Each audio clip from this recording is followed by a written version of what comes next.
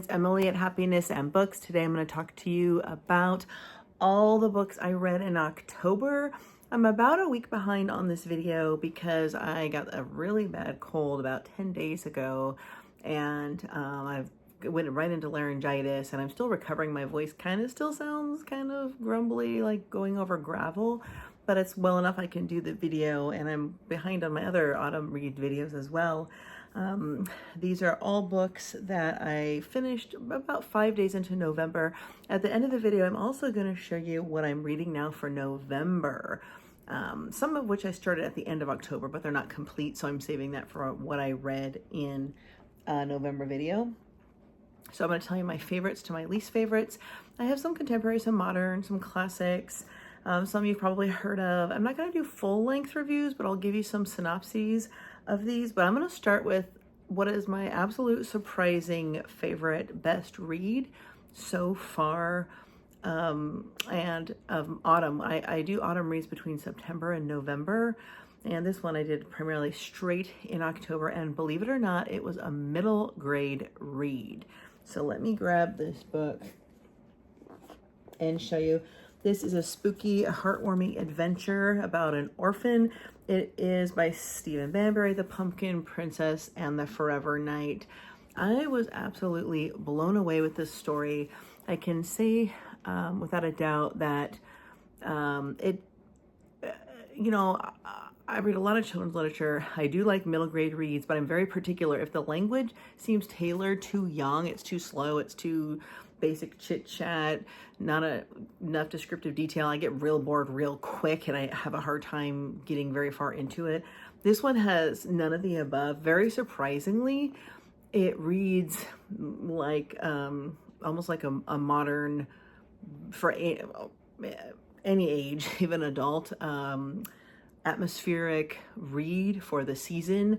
And the descriptive language for setting, for painting the world, for the world building in this fantasy is absolutely amazing. It is so vivid, almost like every other page. It blew me away, and I'm a real sucker for beautiful lyrical prose and richly descriptive settings and scenes.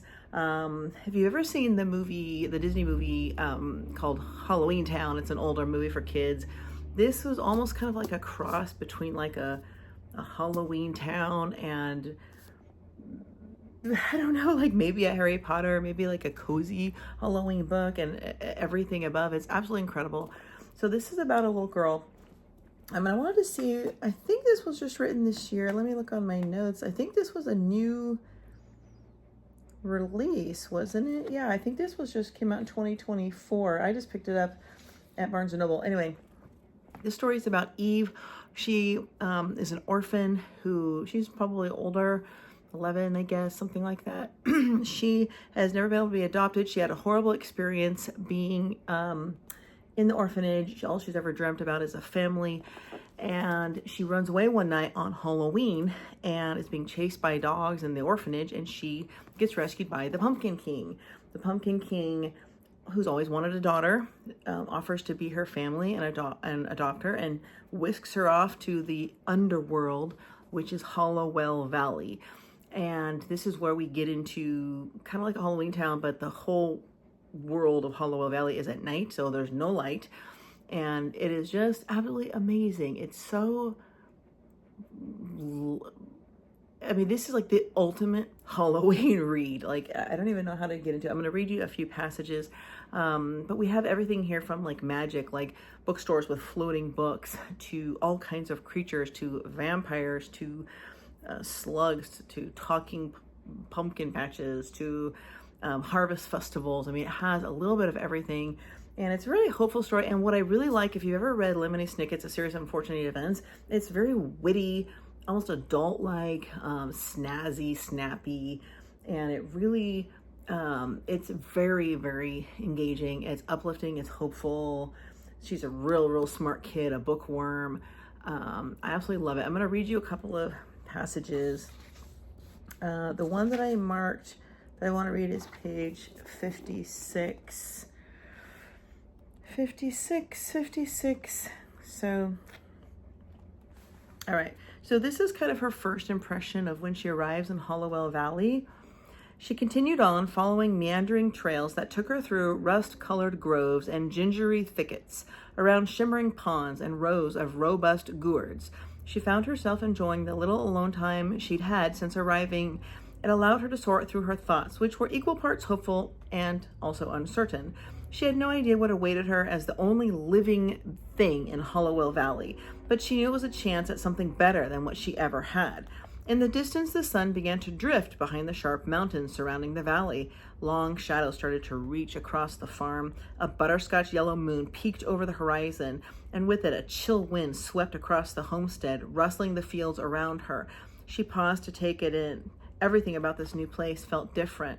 Nearby, a post shuddered as a scarecrow twitched from his sleep, and Eve watched it drop its soil below. It wore a torn straw hat and had a sickle for one hand and a rake for the other.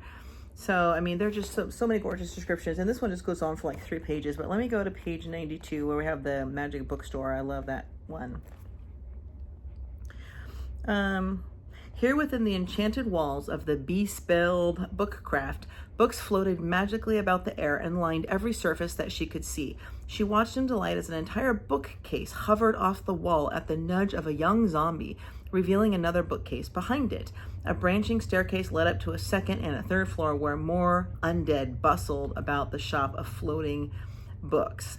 A woman who resembled a string marionette perused a shelf to her right, with strings dangling loosely behind her. I mean, there's just pages and pages of this brilliant like descriptions of magical bookstores and the books coming to life, and it's just so enchanting and cozy, and like you can feel like you're watching a movie and see this in a movie for absolute certainty. It's something that all ages. She makes friends with a vampire, and it's asked to go there to the vampire castle, very draconian castle up on a hill, craggy cliffs, dark, eerie, spooky, that whole thing.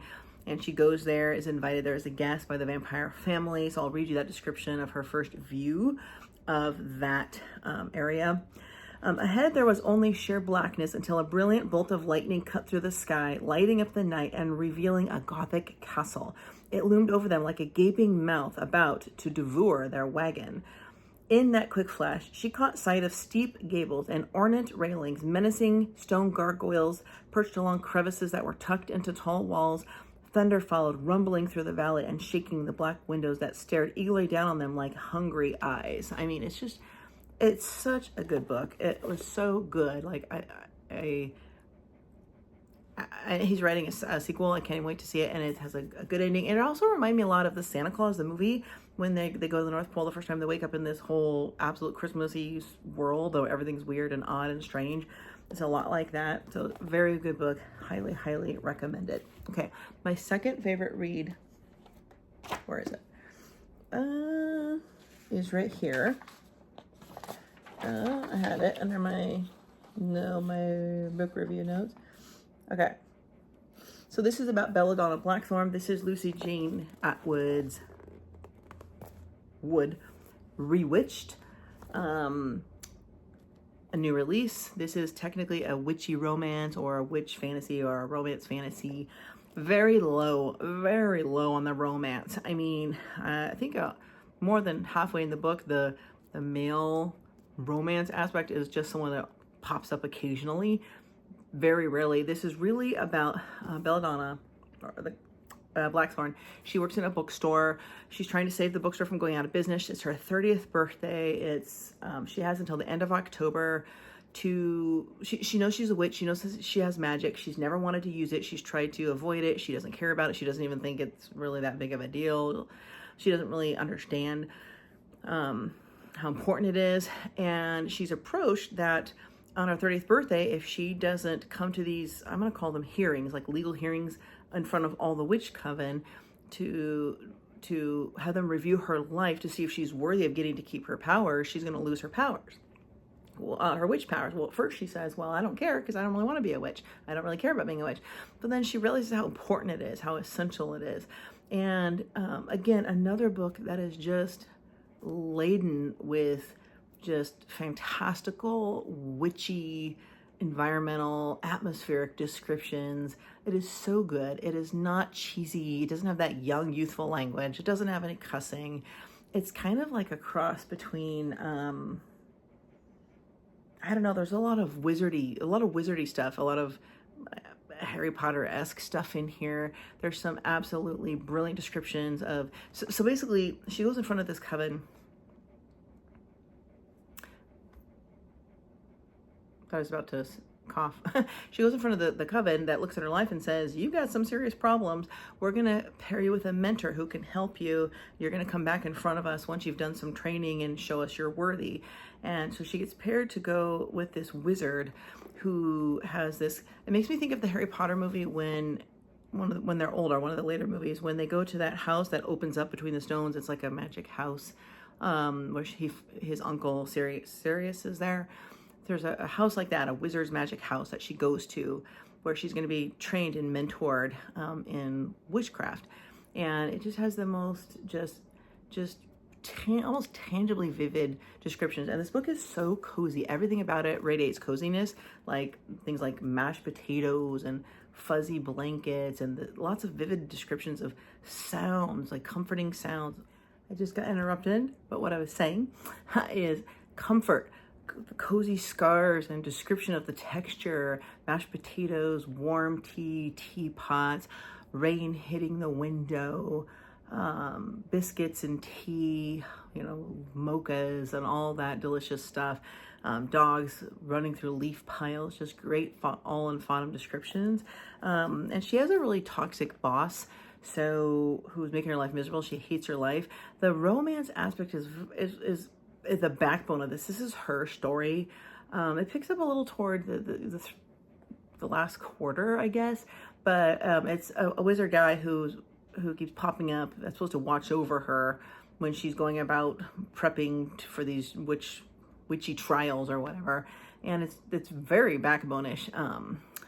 So I wouldn't get this for the romance aspect, but it is very charming, very atmospheric. And let me read you a little bit about the wizard's house. Amongst stacks of books piled in every corner were tons of haphazard cardboard boxes, all full and scattered across the floor, much like a promising jumble sale. Old-fashioned suitcases and trunks, some filled with cauldrons like Russian dolls, ranging from pocket size to the biggest at the center of the room in front of Arturius, who had instantly busied himself with what looked to be a pot of snail shells. The beautiful brass telescope was pointed to the sky at the window, and next to it, Belle's amazement and admiration, a full orrery gracefully spinning on its own heliocentric orbit to show the motion of the planets and moons, selections of crystals, wax-sealed jars, discarded tarot cards, the perfectly preserved skeleton of some kind, with small winged beasts, a rainbow of candles, scattered tapestries and carpets, not to mention a lot of objects she didn't even recognize. Everything in sight glinted with a faint sparkle of magic. It sprinkled like a dusting of icing sugar that caught in the thin watercolored light.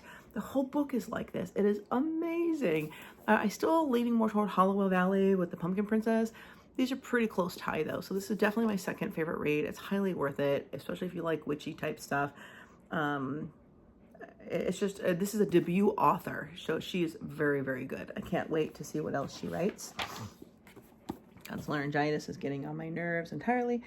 All right, so let's move into, just for fun, a book I despise with every fiber of my being, and I'm not afraid to say it. That is absolutely by Erin Sterling, The Ex Hex. This is an example of a book that got on the top selling list because of the media, the marketing, the art, the cover, the cozy romance. It was released at Halloween as well. The cutesy romance style, and I despised it with a passion in every fiber of my being. And I had to almost try not to slip my wrist to finish the book. The issue, so this is about Vivian Jones and an ex-boyfriend that she really had liked, but things went wrong with. There was some kind of a curse got put out there. I don't want to give away too much in case you really want to read it. He comes across her path a little bit in the future when they're reunited in their hometown for a purpose that involves something using all of their magic. They all come from a town where everyone has magic. And the only thing I can say about this book is when I read fiction, I want an escapism from real life. I don't want to hear on every other page about cell phones and texting and technology and cuss words. I was blown away by this cozy-ish, like Halloween-y romance or whatever, how it was marketed. The F word in every single chapter, 1 to 2 times. Every one. I mean, and not just in language, like oh, like WTF out loud, or even when the character, like there's description in their thoughts, like he'd be like, he wondered what the F is going on, or this is so effed up, or what the F. There's just one thrown in there in each chapter in one spot in different contexts. That's so unnecessary. And don't get me wrong, like I cuss like a sailor, but in this kind of story, in this kind of atmospheric read for Halloween, and it's so out of place. It's not like a cop novel. It's not a suspense crime novel where you would expect it. It just feels wrong, out of place. Like she's trying to appeal toward the generation who's reading this, and not to mention that some of the dialogue is just slow, pointless. It's so dumb. Like every line of dialogue in a story is supposed to somehow support the plot. There's so much dialogue in here that has no purpose, like banter back and forth, little insults they throw to each other when they're reunited and have to work with each other, and little glimpses of teasing, or what is this, or she and her friend talking like about guys, like nobody cares about any. It was just so, I hated it. Like, I mean, actually I loved the first chapter, and then I started, and I kind of liked the next few chapters, and then it just went downhill. But I was still blown away by all those things, and it's definitely tailored to somebody too young, young 20-somethings, and obviously so. So I did not like it. I'm not going to talk about this book anymore. That's just my opinion. I honestly believe a lot of people who hype that up and book review it, they're given free copies. They have to feel like they have to give a good review, because in exchange for free copy, they say they'll leave a review. They would be getting paid to do reviews. I don't know. I'm just honest. I'm going to tell you the truth about a book. I'm not taking money from anybody. So, all right. I'm going to talk about one that I really, really liked. It had a few pitfalls. Surprisingly, I'm on the last chapter, but I'm still going to include this in my October read. That is by Slewfoot, A Tale of Bewitchery, which is this big square book. This is something different than I have ever really read before. I've never really read stuff that has like devil type undertones. I was blown away by this book. It is brilliant. It is so good. There's some pitfalls or some things I didn't like, and I'll discuss both. But it is very, very good, and I'm really excited to see what else Brom has written as well. So this book takes place in Puritan, I don't want to say colonial, but I'm going to say Puritan New England. So think The Scarlet Letter, think Nathaniel Hawthorne, think Demi Moore in the movie The Scarlet Letter. It is described exactly how everything looked in that movie, or the movie The Crucible with Daniel Day-Lewis. Puritan values, Puritan religious fears and paranoias and conspiracies, strict rules and regulations, punishment for not going to church, punishment for being late to church, brutal, violent punishments, where the pastor of the church in the town has power to destroy you, to harm you, to do things to you, and no one stops it. Women have no voice. Women are not allowed to speak. They can't give their opinions. They can only speak when spoken to. If you speak up, if you disagree with a man, they automatically punish you. They can harm you. There's no consequence. They call you a witch to get rid of you. So it's kind of representative of what was going on during the Salem witch trials. Although this book is not about the Salem witch trials, it's the same time period, the same concept of what was happening, what it was like for women.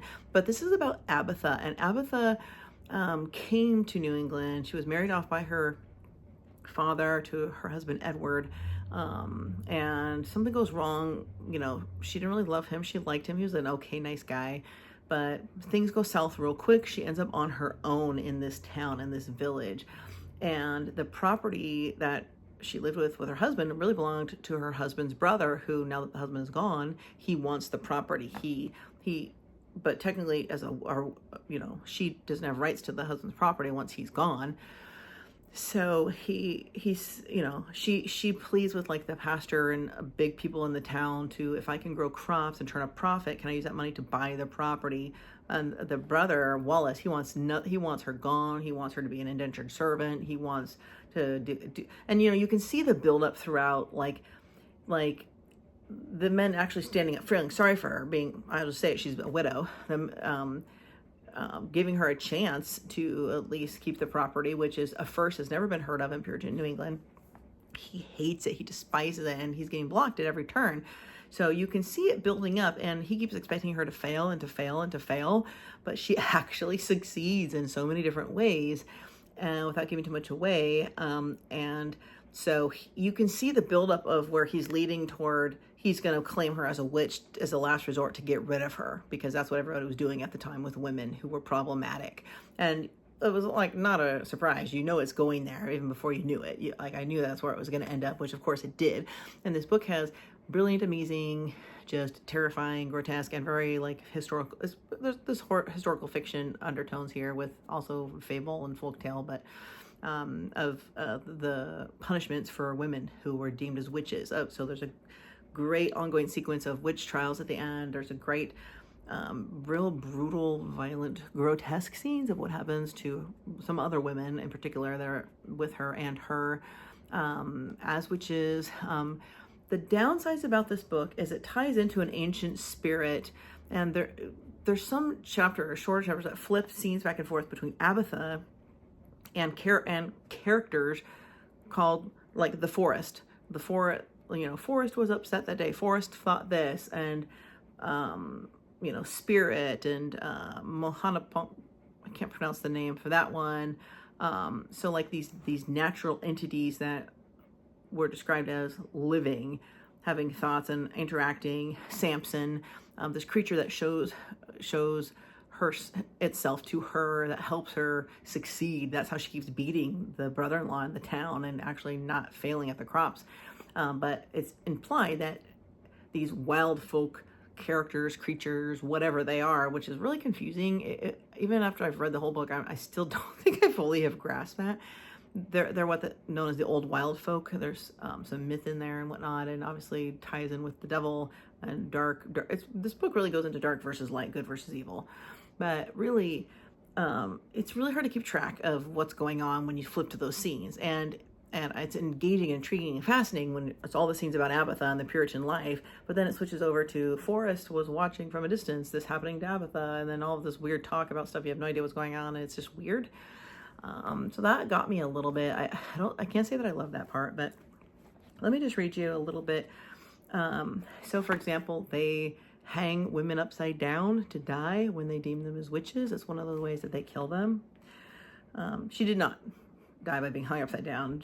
I'm just going to describe one scene. She spun and swayed back and forth, her world suddenly upside down, the blood rushing into her head, her face tight with pressure, her vision blurred, then cleared, and even as she spun, she could see the crowd, catching quick glimpses of their faces, and again she saw the righteousness, their rapture. They were, after all, doing God's work that day. There's a little irony in, oh yeah, it's God's work to be torturing women and killing women because that's what God wanted. So there's those undertones of those kind of religious things in there. So I have another chapter, one I marked on 224. I wanted to read you real quick. And this book, it does make me want to read more books by Brahm. I actually purchased one. Witches and devils, they do not scare me much. I've been this world round and seen my share of real spooks. I've fought pirates all the way up and down the coast, the Iroquois, the French in Canada, the Powhatan in Virginia. I've been shot, stabbed, struck with arrows, cursed, burned, and buggered. I do not like you Puritans and all their piggish swill, and I sure as hell do not like you witches. This is just one man talking to her. So, very good book. Great for reading around this time of year, very atmospheric.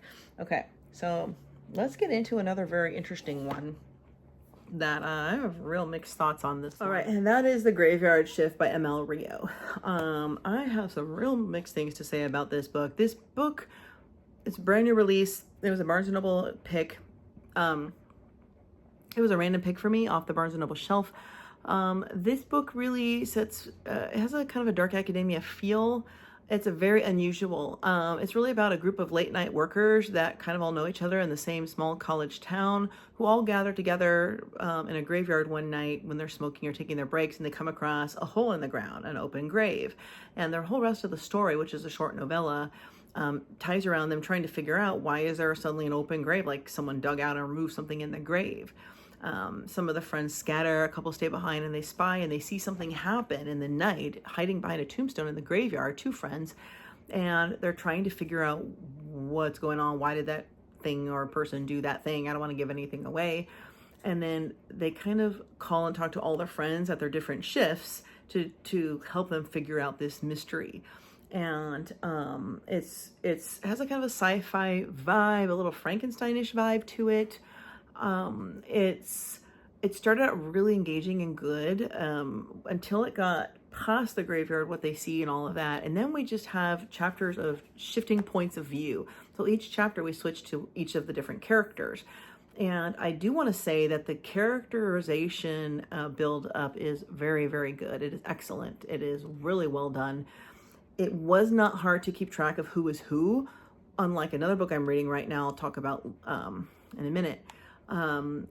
I don't love when books do that, but it was essential to the plot, and each character is written so uniquely you can't possibly get them wrong. It's just really, really good writing.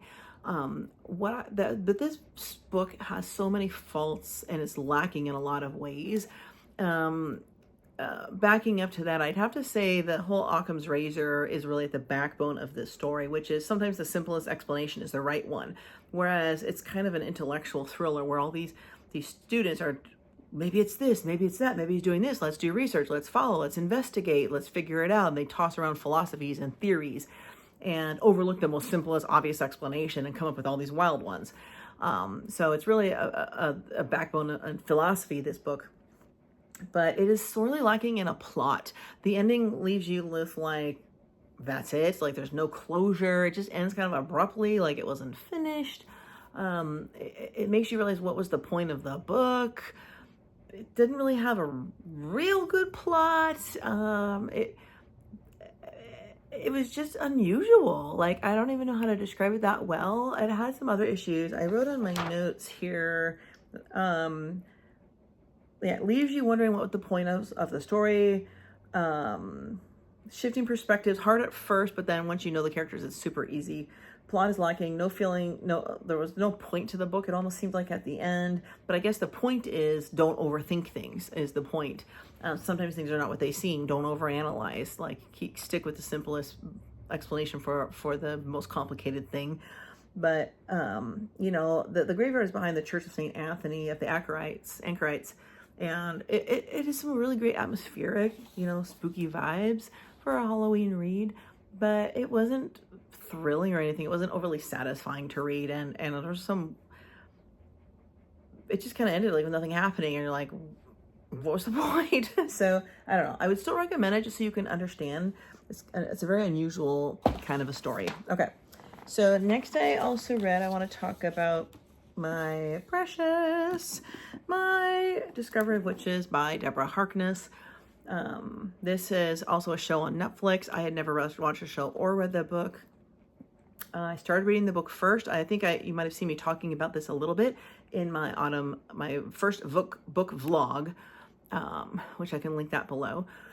When I got a good way into it, I was so enraptured. It was so amazing that I couldn't help myself to start watching the show at the same time. So I literally watched the show as I was reading the book, going back and forth. And I also thought, okay, yeah, I was going to stop each part of the show because it was following pretty closely. I was going to stop each part of the show when it got past where I was in the book.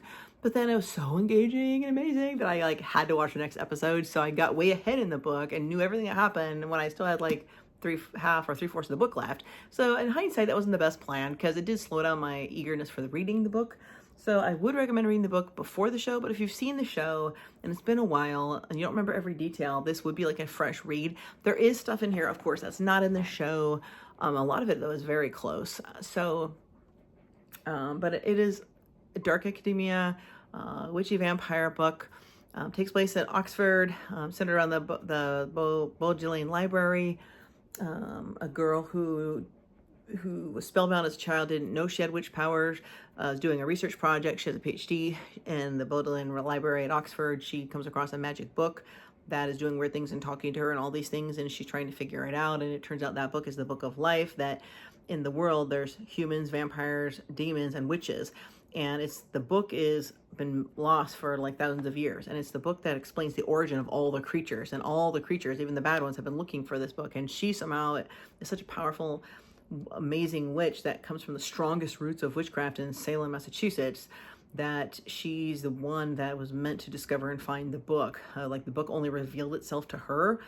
And so she then comes across this vampire. So there's a who's a professor as well. It becomes this just amazing and fantabulous, like, love story, romance, sex, the whole scenario. Nothing graphic or anything.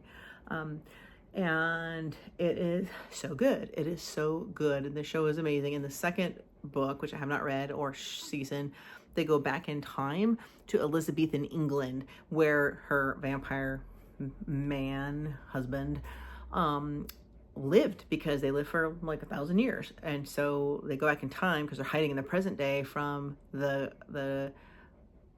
group that forbids romance between witches and other creatures. And they've broken the covenant, they've broken the rules.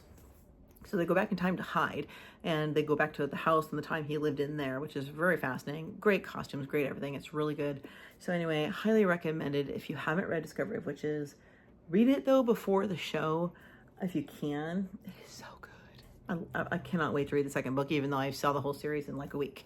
Okay, 3 seasons. So next I read, I have a whole video on this. I read Bewitched by Edith Wharton. This was one short story out of a collection of short stories she did that has a real kind of a supernatural vibe to it. I don't want to talk too much about it because I did do that whole video, the full analysis of it, which I can link that below.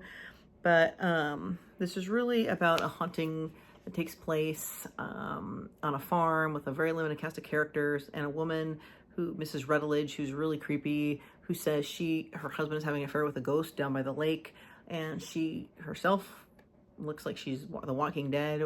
This story leaves you wondering. It just opens a host of questions that are unexplained, so there's all this room for analysis. So I will link that below. Check out that video, but it was very good, very easy to read. And I'm going to link this book below. I got all of these on Amazon, except for one I got on Barnes & Noble. I'll link everything below at the best price if you're interested in any of these. Okay. Next, I did read The Dunwich Horror by H.P. Lovecraft. So this is my first H.P. Lovecraft since my undergrad literature degree in college in like 2001 to 2005 or whenever that was. And I have so many things to say about it. I need to make a video just on this, so I'm not going to talk much. It takes place in a cozy village. Let me just read you a little bit of the intro. It has beautiful New England descriptions. It's atmospheric. I think this book was written in, let me see, what year did I write it down? Yeah, so written in 1928. It takes place in Dunwich, Massachusetts, and about just a very unusual thing that happens in this town historically. And it starts out with someone driving into the town, be aware of what the history is and the vibe, and then it goes into that backstory as that happens. So gorges and ravines of problematical depth intersect the way, and the crude wooden bridges always seem of dubious safety. When the road dips again, there are stretches of marshland that one instinctively dislikes, and indeed almost fears at evening, when unseen whippoorwills chatter and the fireflies come out in abnormal profusion to dance to the raucous, creepily insistent rhythms of stridently piping bullfrogs.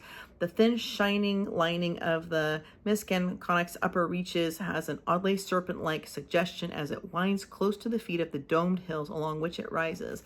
So, like, there's just pages and pages of description of the valley and how it's almost creepy and horror-like itself, like it's under some kind of a curse. The writing is gorgeous and amazing. It's a very good story. It does leave some questions that are unexplained.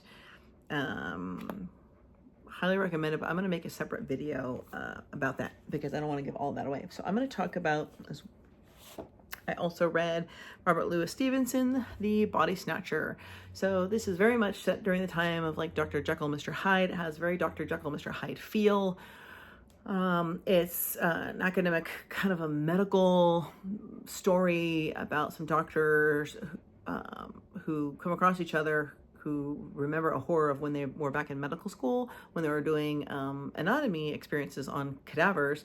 And it all comes back to kind of the horror of them just learning where the bodies are coming from that they're getting to work on, and how they're actually like murder victims. And then the story has a whole lot of like undertones of religious payback, and there's some haunting, ghost in there at the end, like looking, mankind in itself. It has its dark side, and the darkness and history that we've had to go through in order to have the positive things we have, like answers to medical questions. So it was very good, very short, very good Victorian England descriptions, lovely writing, very engaging, spooky, and a great Halloween read, or good for any kind of, gothic type reading or research you're doing. I have another one I read. This is one of my old favorite. And this is none other than Ray Bradbury's The Halloween Tree. It is absolutely famous. I read it every year. It is absolutely phenomenal. There is, in honor of this book, the Halloween tree at Disneyland that's been there for a long time. And in honor of this story, it was also made into a movie. So this book takes place on Halloween night. Is the quintessential perfect Halloween read about what we think of as Halloween, on All Hallows Eve. And really this book dips into the history of Samhain and All Hallows Eve turning into Halloween. So it really is about Halloween night, and some boys get together to go about their trick-or-treating, their nighttime adventures, which quintessentially makes me think of like in the 80s when I was growing up, how Halloween was in neighborhoods when kids actually could go out and it was fun and safe and all of that. But one of their friends, Pip, goes missing along the way. So then they are taken onto a fantastical journey, the boys, in search of their friend back through time, through Roman times and Egyptian times and Celtic times, with history being shown to them in little glimpses, almost like in A Christmas Carol, when Scrooge is being taken to look at his past, present, future, flying overhead and seeing these scenes. It's kind of like that, and you get to see glimpses of the whole development of Halloween from its original origins.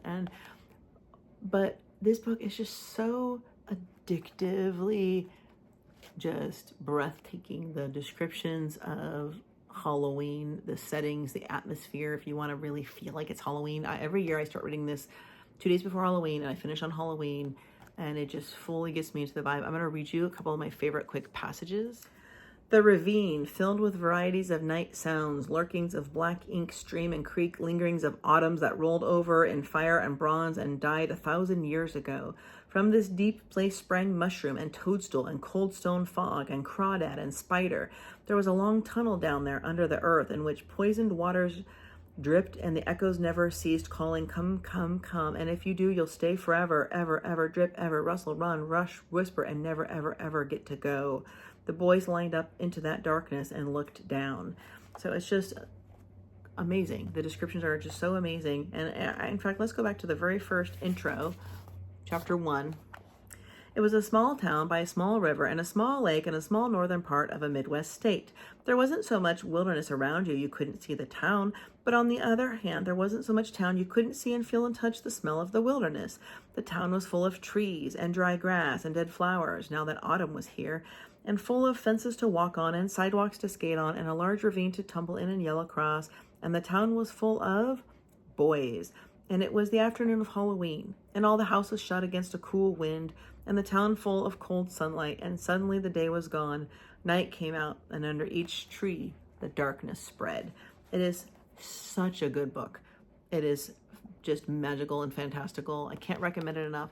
So I'm going to now show you what I'm currently reading, which I started at the end of October into November, that I'm partly through, so I can eventually in December show you what I read for November. All right, there are 2 books I'm reading right now, and they're short stories, so I'm only reading one story in the book, but I am reading, of course, The Legend of Sleepy Hollow by Washington Irving, because it's been like 5 or 6 years since I've read it, and it's an absolutely just lovely way to feel in that more autumn and fall than just like Halloween vibes.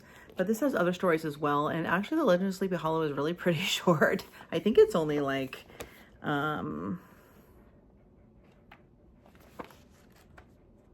is it like 30 pages barely? I mean, it's really short. But anyway, I will talk about this in my what I read in November video. I'm also reading by John Polidori, The Vampire and Other Tales of the Macabre. I'm only reading The Vampire. I'm not reading all the other stories. So, I mean, I might squeeze in one more short story. The Vampire is the most well-known, famous one, which is why I bought this book. And it's one of the earliest pieces of writing that really highlights a vampire as a character that's also a human in literature, and kind of the origins that spun off of Gothic into horror, into the vampire trend on literary history, and the vampire as a literary canon. So I will talk about that as well. So this is an Oxford World Classic. This is a very difficult read. I've been reading it. You have to read very slow. The words are big, they're complicated, there's long sentences. It's very old world writing. So as a literary person, I love that. But like compared to my fun, easy reads, it's like it really slows you down because you gotta think a lot more and make notations and stuff. On that note, I'm also reading something else by H.P. Lovecraft. I am reading The Tomb. So this has also a few other stories in it. This has bone-chilling tales of horror and other of the macabre. I'm only reading The Tomb. I'm mostly done with it. Can't say much about it, but it's very creepy. I like it more than the Dunwich Horror. I can tell you that, without a doubt. Okay, here's a book I'm almost done with. I got like a fourth left. I've been reading since the last week of October. It's by Christopher Gold and it's called All Hallows. I picked this up at Barnes & Noble. Oh my goodness. It is so like as quintessential as the Halloween Tree by Ray Bradbury is. This is also perfect for Halloween. It literally takes place on Halloween night, and it's about a family, a cul-de-sac with several houses, and how all these families intertwine, and a lot of them being teenagers and their parents. And one of the houses has all woods behind it, and every year they do a famous theme attraction of the haunted woods. But this time there's something like real and murderous and terrible in the woods. You know, it's kind of like when you go to the nighttime corn maze, but they do this with haunted woods, and this family has been doing it for years. It's like a tradition, and it's real creepy. There's a lot of downfalls about it and some stuff that's a little bit challenging because there's a lot of flipping back and forth of perspectives of characters. And this is the one I was saying it's way harder to keep up with who is who than compared to In the Graveyard Shift. But it's a good book. Good book. Okay, I want to talk about a book that it's going to probably take me well into December to read. I showed you this book in the thrift haul video that I did. Not something I would normally ever read completely. Something my dad would read, not me. My dad died last year, and I know it's something he would have loved. He might have read it for all I know. I didn't. I wanted to challenge myself with some different like historical type fiction. And I did not think I was going to like this. It is absolutely amazing and incredible. This is New York by Edward Rutherford. So I'm about 60 pages in. This book is supposed to take you from the like 1600s when it was just Indians and the land that is New York and Manhattan, when the Dutch lived there, and some Dutch characters, all the way to past 9/11, early 2000s, and the whole in a fictional form. And all characters and their generations that tie together, the ancestors. So right now I'm obviously in the part with the Indians and the Dutch and the 1600s and the original settlements. It is really good. It is like doesn't feel like history, but you're getting history in it. It's actually reads like a fiction novel. It's a massive book, and I'm so glad I picked this up because I'm enjoying it wholeheartedly, and I can't wait to see how it goes into. I mean, it's going to go all the way through like World War II. It's going to go through, you know, even in like 1800s New York and the whole Industrial Revolution. So I'm really excited to see how they weave that into like more fiction stuff. It's really good, really good. I'm reading 2 YA books. I'm reading The Darkdeep. I picked this up at Barnes & Noble. It's really good. It's about a group of kids that go on an adventure to look into some sightings about some creepy, terrifying beasts that they don't think is real, but turns out to be real. So this is good so far. I'm only about 10 chapters in, and I'm reading Dead Voices by Catherine Arden, and I have read the other books in the series, which are these. I read 2 of the 4. I read the purple one and the green one. So this is really good as well. It's creepy, it's middle school, paranormal, ghosty type stuff, and it's not too young. It's a little young reading. It's not too terrible. Once you get into it, the plot and the action is interesting enough that you can kind of overlook some of that. This one is definitely a little less sounding like it's young. So I will talk again about all of those once my November reviews come around. I'm reading this because I've always wanted to. I never have. It's by Orley Wallace. It's In the Company of Witches. It's just a mass market paperback, cute, cozy mystery about witches and a B&B. I mean, how quintessential can you get? So far, it's good. I'm enjoying it. Don't want to give away too much more just yet. And my very first ever Book of the Month book, since I joined just last month, is The Book of Witching by C.J. Cook. I am reading as well. These were all books I wanted to read for Halloween and autumn and fall. 400 years separate. So this goes back in time to some witchy 1600s Puritan stuff to modern day and origin of witches in the same area and town. Not very far into it. I just started this one, so it will be done by the end of November, hopefully. But it is engaging so far, very interesting, some historical background.